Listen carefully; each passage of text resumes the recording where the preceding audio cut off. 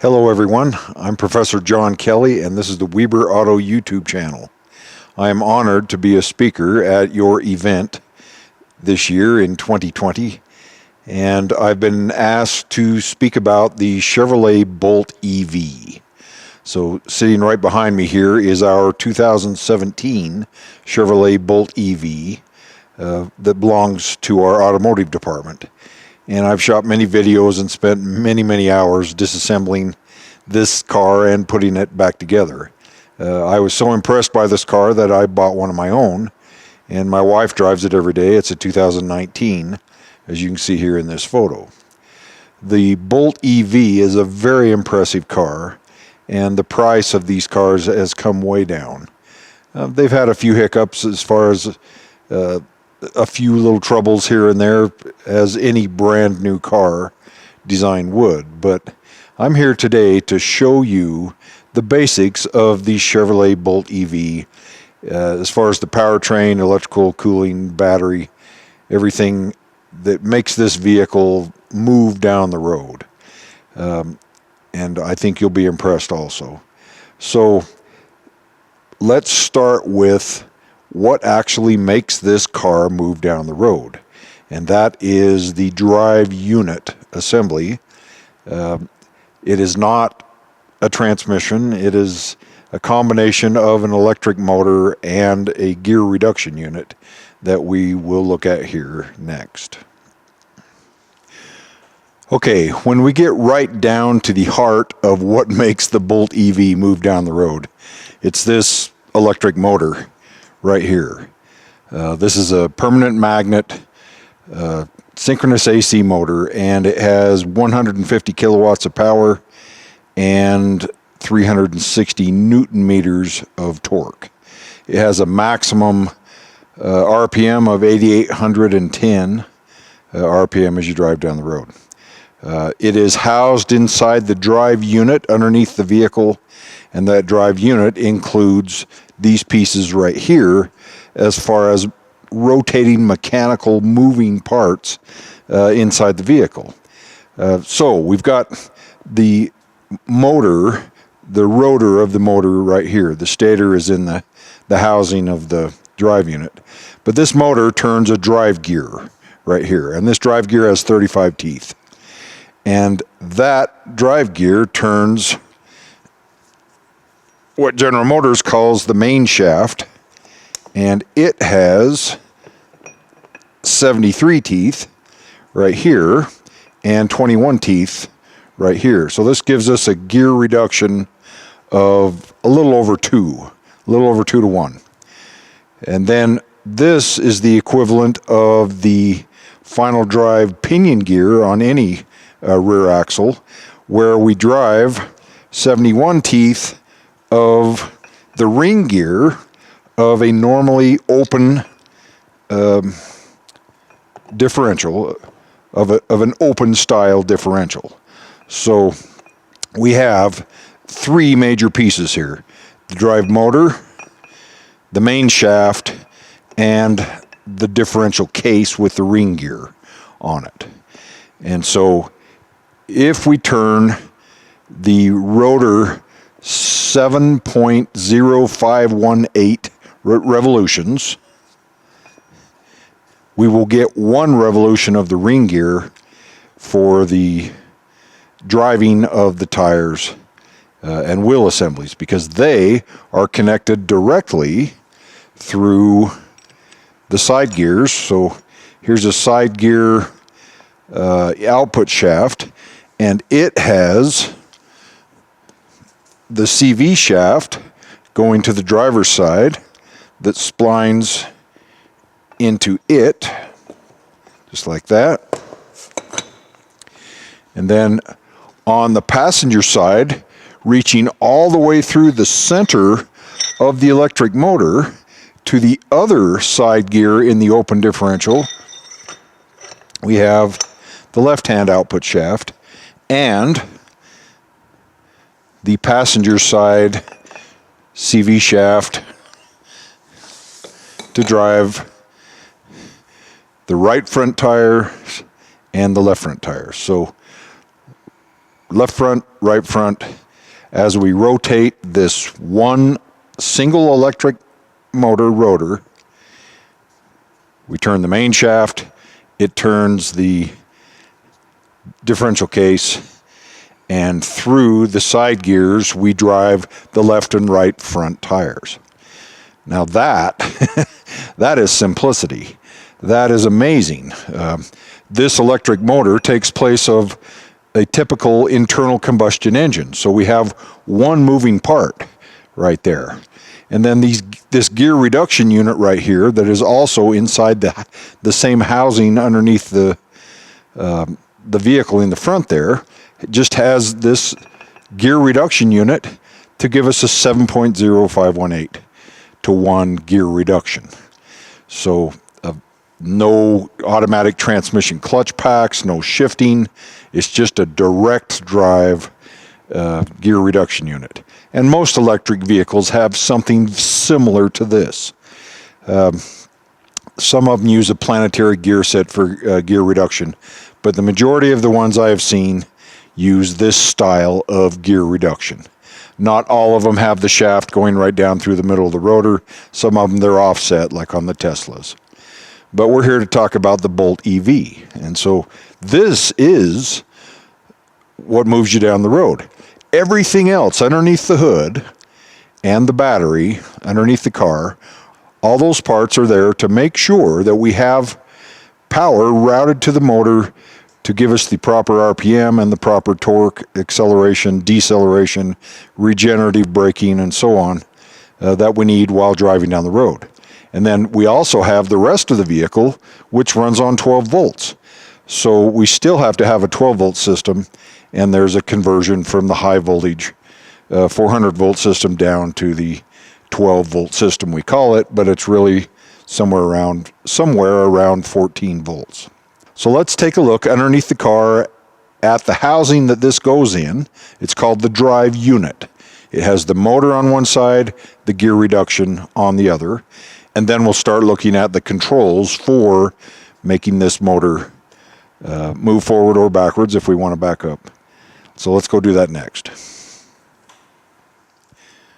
Okay, we are over underneath the 2017 Chevrolet Bolt EV that our shop owns, and I want to show you the drive unit and a few other things that are here under the car while we've got it lifted on the hoist. So the first thing, let's take a look at the drive unit itself. Okay, from right here we have a left motor mount, and right over here we have the right motor mount. This section right here, these two coolant hoses to the back right here, this is the drive unit. This side of the drive unit right here contains that electric motor. This section right here contains the main shaft and the final drive unit and our axle shafts, CV shafts going out the side. These two hoses right here are coolant hoses. We have an inlet on the left, an outlet on the right. The coolant comes in, goes through some channels, and there is transmission fluid, the General Motors Dexron HP fluid right above that transfers the heat into the coolant, and then it moves out.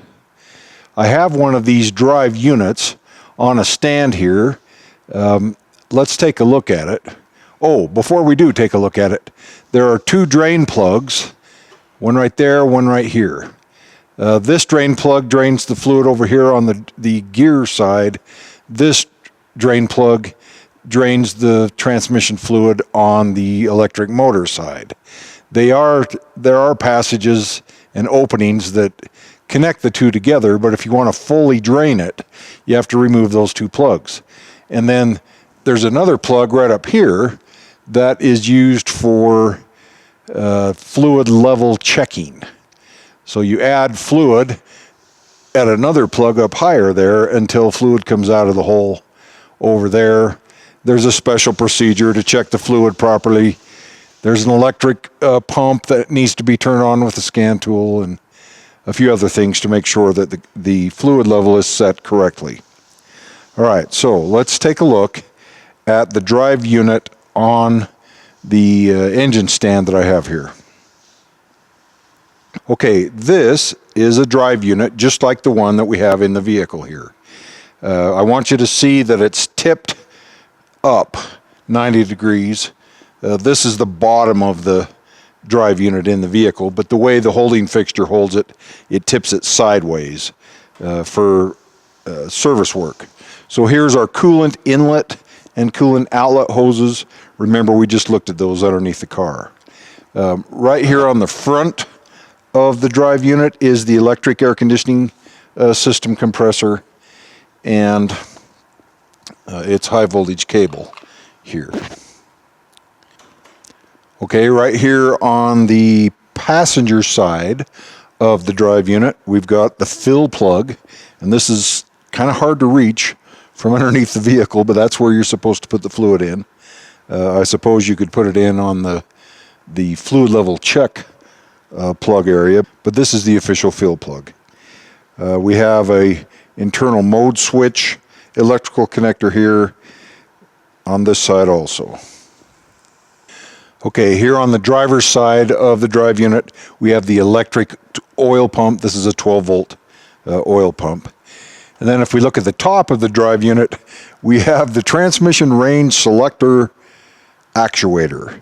So there's actually this gigantic electric motor assembly with gear reduction that moves a piece of shift linkage to move a shift selector inside the transmission for when you change your gear shifter from parked, reverse, neutral, drive, and low. Now, as we saw on the bench over there, the transmission does not shift. Now, as we saw on the bench over there, this drive unit does not shift. You could consider this a one-speed transmission, but it has an internal mode switch, which is a feedback to the computer that controls the electric motor, telling it whether or not you've selected reverse. Now, that seems like kind of a silly way to do things, because you would think they'd just read it off the shifter, but it's read off of the internal mode switch. And the actuator here has no mechanical connection to the shifter in the vehicle. So it's kind of a strange setup. It is possible to get locked into park if there's a malfunction. So as this shift actuator moves this linkage back and forth, it actually can engage the parking pole or disengage the parking pole, besides rotating an internal sensor to determine whether or not you've selected reverse or drive or low.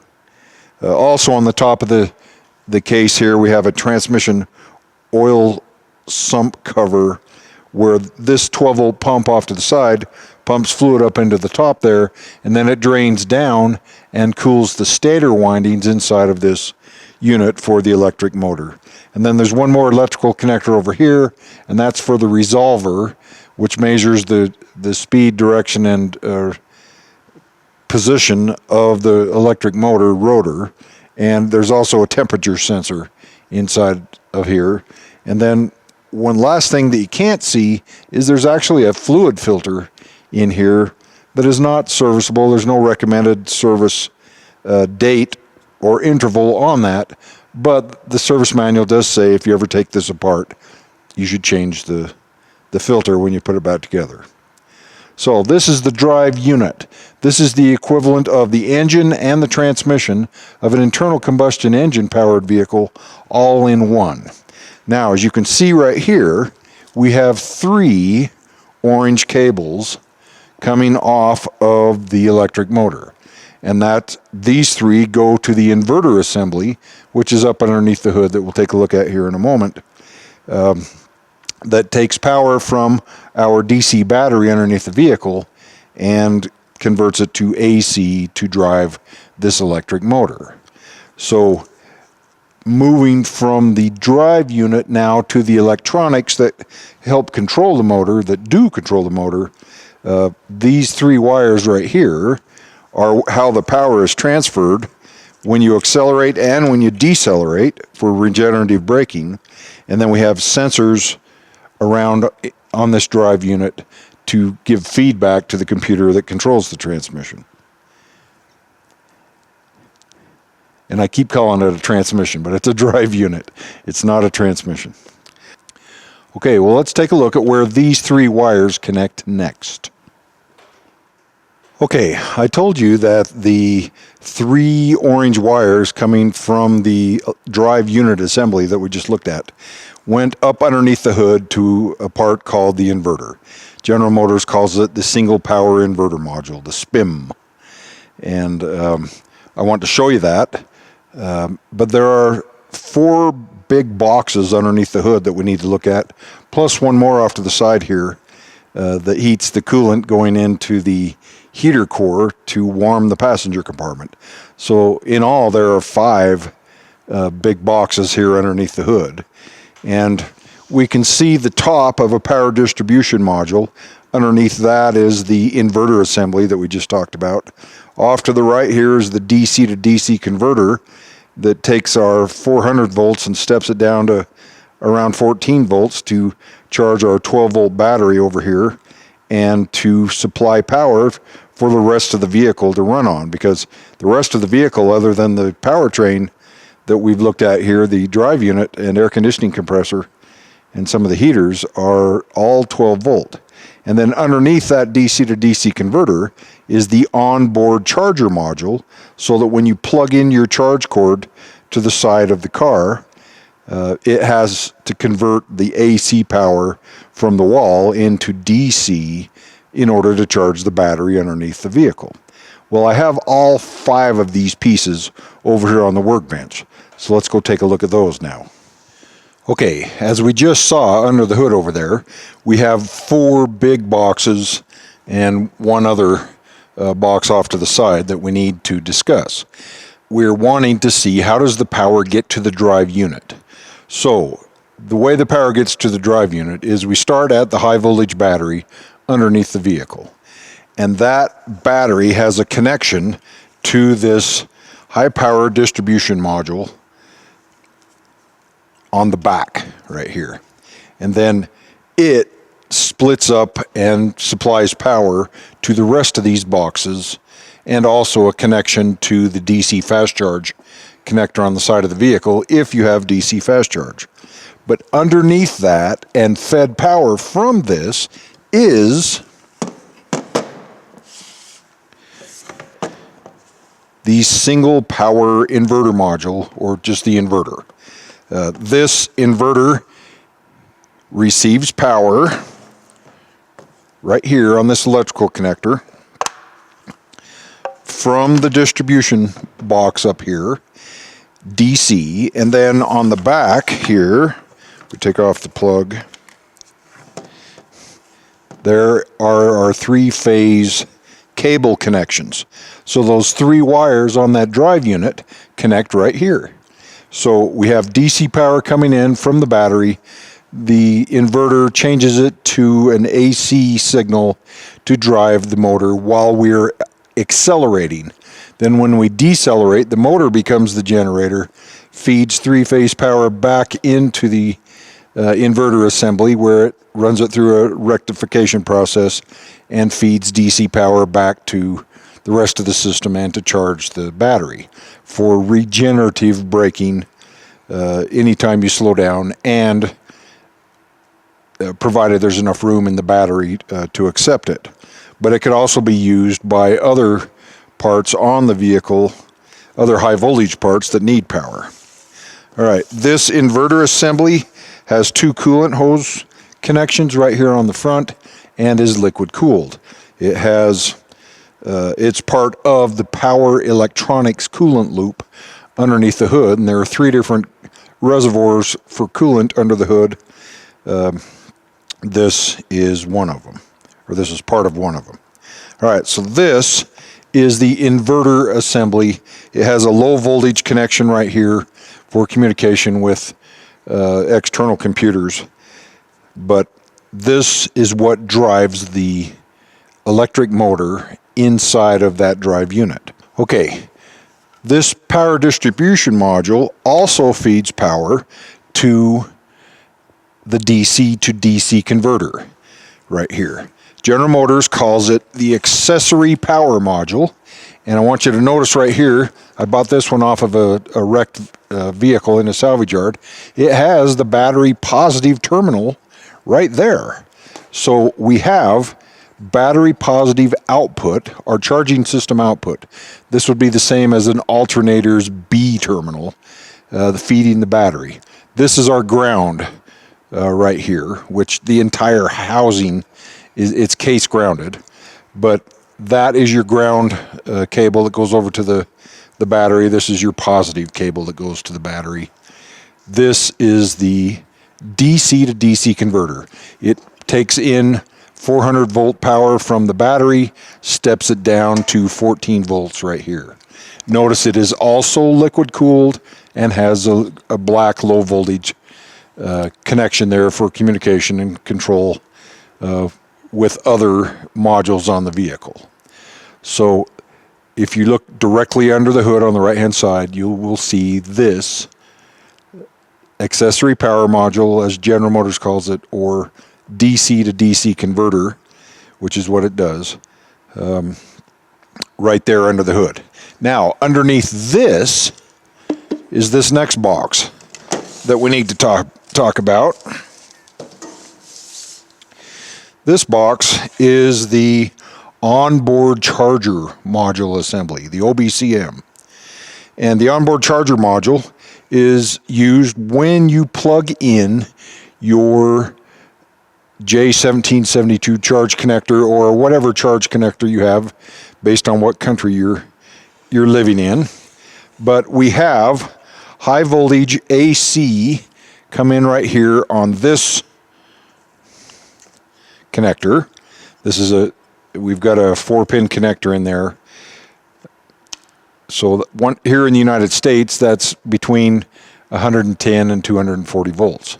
And then we have an output from the onboard charger module of 350 to 400 volts to charge the high voltage battery under the car while you've got that charge connector plugged in.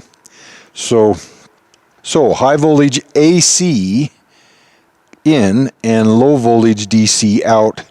Here's our black electrical connector for communication with other onboard devices.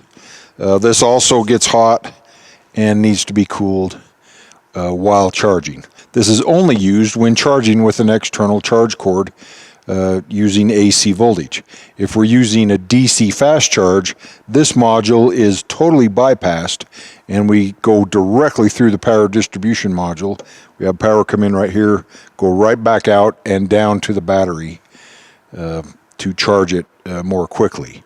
Not used at all for DC fast charge. Okay, so those are the 4 boxes that you see under the hood. And these 4 boxes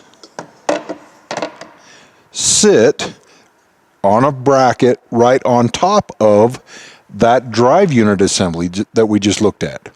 So when you open the hood on the Chevrolet Bolt EV and you see these 4 pieces, you know just underneath it is the drive unit with the electric motor and the gear reduction unit.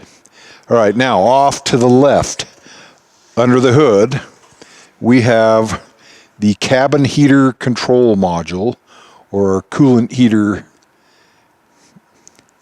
for the heater core. So we have an inlet and an outlet. I thought I had those marked, but oh, here they are. In on this side, out on this side. We have high voltage DC power from the distribution block right here, and then CAN communication line right there. And this is a 7,500 watt or 7.5 kilowatt heater, and this is a ceramic style heater, ceramic element heater. So this is another box under your hood. It's over there on the passenger side, right tucked up against the hood hinge.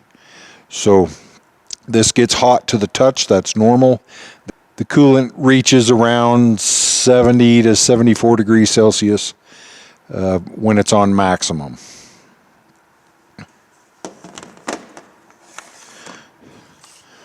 All right, I want to spend just a little bit more time on this distribution box.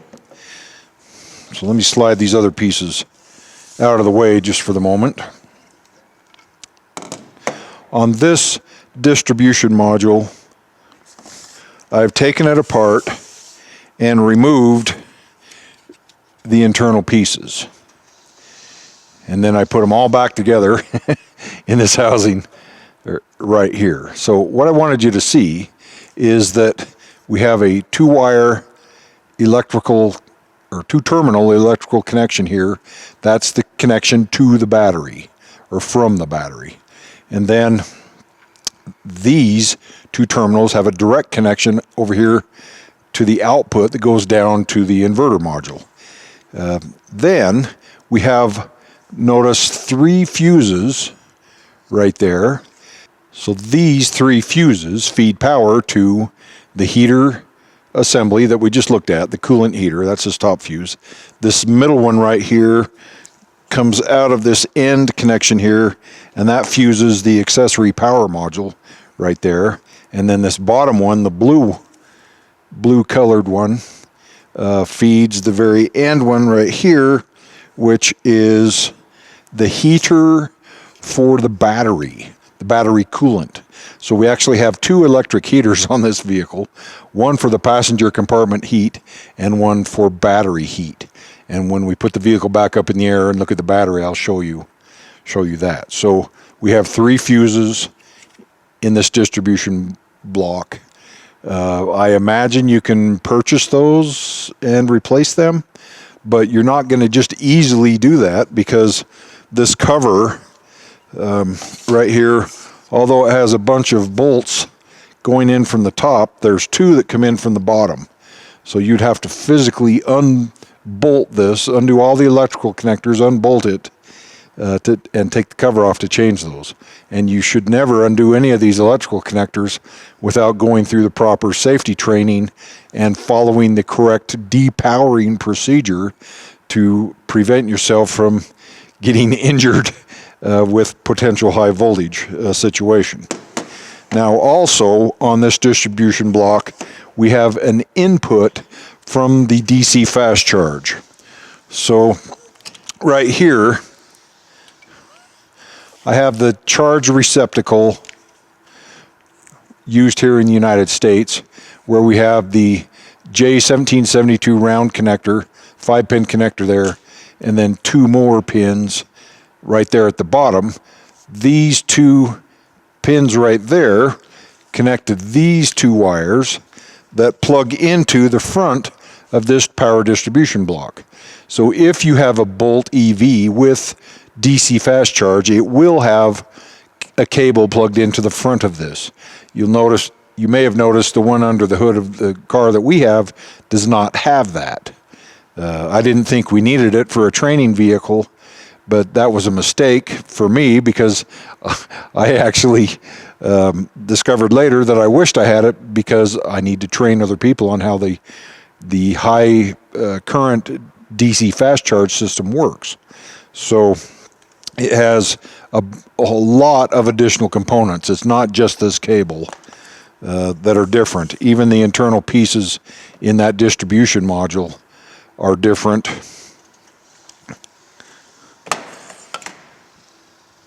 There's an additional computer under the driver's seat for power line communication with the external charger.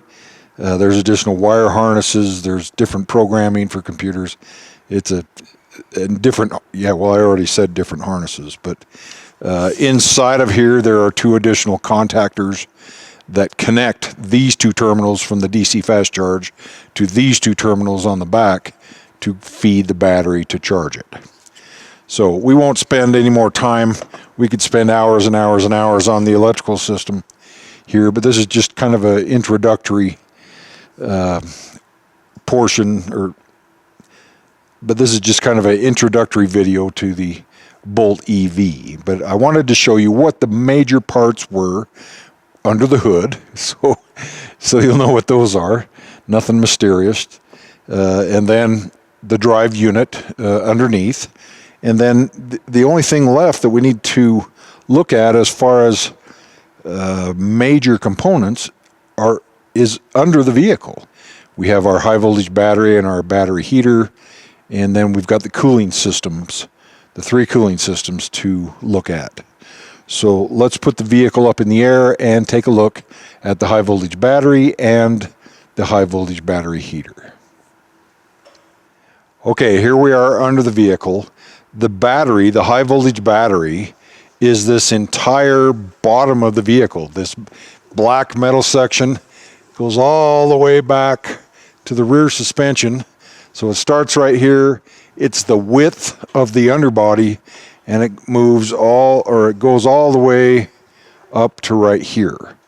So it is a very large physical battery, and it has 96 cell groups at 3.7 volts each for 358 volts nominal and 384 volts approximately when fully charged.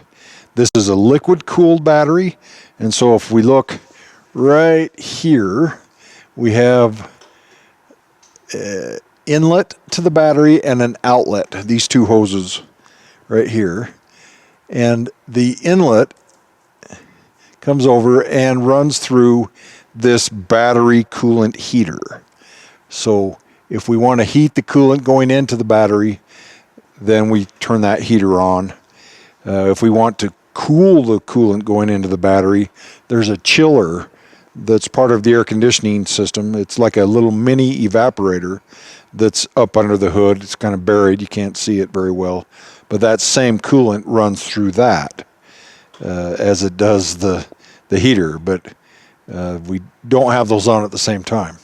So we have a battery heater. It's a high voltage heater. We have an orange cable connected to that. Inlet and outlet. There's a special coolant flushing or bleeding procedure. There is a 5-year, 150,000 mile scheduled maintenance, and there's a lot of maintenance on this vehicle. A lot of people think it's just tires and wiper blades. No, you read your owner's manual. There's a lot of stuff, including a monthly underbody car wash, if possible, to help keep everything clean underneath the vehicle. So what else do we have here connected to the battery? We have these 2 big orange heavy cables right here. Those are the 2 heavy cables that go up to the back of that inverter that then creates the AC voltage, 3-phase AC voltage to drive the electric motor in the drive unit. We have a high voltage orange connection here, a smaller connector, and that is the connector that's used when you plug in your charge cable or charge cord to the side of the vehicle. That is a low amperage charge, and the DC fast charge bypasses that little tiny connector and comes right in on the large connector right there. There are 2 ground bonding wires over here to establish a common ground, and then there are 2 black electrical connections over here for data communication and monitoring of circuits and feedback and so on in the battery. Some of you may have heard that just recently there was a recall for some Chevrolet Bolt EV batteries catching on fire. And the recall was telling the customer to not charge the battery to 100%, to charge it to a lower amount. There's a video from Chevrolet that explains how to do that using these software selections in the vehicle, or if you take it to a dealer, they will reprogram the HPCM, the computer that controls this, to prevent a charge higher than 90% while they are investigating the cause of the battery fires. It's my understanding there have just been a few battery fires, 5 to 7, I think, out of close to 70,000 vehicles sold. But that's enough to make me concerned, because I told you I own a Bolt EV and my wife drives it, and I want to make sure that she is safe. And so we have made the adjustments to only charge to 90% maximum, but we were only charging to 80% anyway. So I guess we'll see what happens with the Bolt EV battery recall, whether they change the batteries, or if it's a software fix or whatever they're going to do. If you are interested in what's inside the battery, I have a whole bunch of videos on disassembling the battery and showing you what's inside. One word of caution, there is a center of gravity point right here. It's labeled CG. It's there to center your lifting table so that it stays balanced when you lower it. Okay. All right, as we finish up this introduction to the Chevrolet Bolt EV, I just want to talk briefly about the three different coolant reservoirs that are under the hood. So starting back here with the heater coolant reservoir, this reservoir has a pipe that goes straight down to a pump. And then that pump pumps coolant up into our heater assembly, our ceramic heater. Then it goes over and into the heater core under the instrument panel here to heat the coolant going in to the heater core for passenger compartment heat. And then it returns back to the reservoir itself. So it just makes one big loop. All right, the next reservoir under the hood right here on the passenger side is for the high voltage battery, the coolant loop associated with the high voltage battery. So just like the other reservoir there, this reservoir has a hose that goes straight down to a pump where it pumps it to that heater that we looked at underneath the car. Then it goes into the battery, comes back out of the battery, goes to a chiller assembly that's here underneath the hood that removes heat from the coolant if it's too hot, and then back to the reservoir itself. So that is a second coolant loop on this vehicle. Okay, our third coolant reservoir on the driver's side under the hood here is for what I call the power electronics coolant loop. So just like these other reservoirs, there's a hose that goes straight down to a pump. That pump then sends coolant to the inverter assembly under this distribution block. Then it comes over to the accessory power module, or the DC to DC converter. Then it goes down to that box underneath that to the onboard charger module. Then it goes down to the drive unit assembly, and then back to the reservoir itself. This vehicle does not have a radiator in the traditional sense. It only has an air conditioning condenser system. So since the air conditioning system cools the battery coolant, that heat is dissipated through the regular air conditioning condenser assembly up front. So there is no radiator. It looks like a radiator, but it's just the condenser for the air conditioning system. Okay, well, this has been a brief introduction to the 2017 through 20 Chevrolet Bolt EV. There have been some changes, improvements from 2017 up through 2020, but overall the system functions the same way that we've described here. There's a new Chevrolet Bolt design supposed to be coming out in a little bit larger of a vehicle, 2022 or so. I'm excited to see what that brings with it and what other improvements there will be. There's always an improvement with the next model year, some change that's taken place. But with what I've shown you here under the hood of this Chevrolet Bolt EV, all these individual components, you could now go to any electric vehicle and find pretty much these same components. They may not be all individual pieces. They might be combined into one piece or two or three pieces instead of 4 or 5. They might have hard bus bar connections instead of loose wire connections. But every electric vehicle I've ever seen has these same components, just different sizes, different locations, and so on. So if you can understand the basic operation of the Chevrolet Bolt EV, that really will help you in understanding any electric vehicle that's out there right now. And it'll help you tremendously towards understanding hybrid vehicles as well. Well, I hope this has been beneficial to you. Once again, it's an honor to be a speaker for your event, and I appreciate that. Have a good day.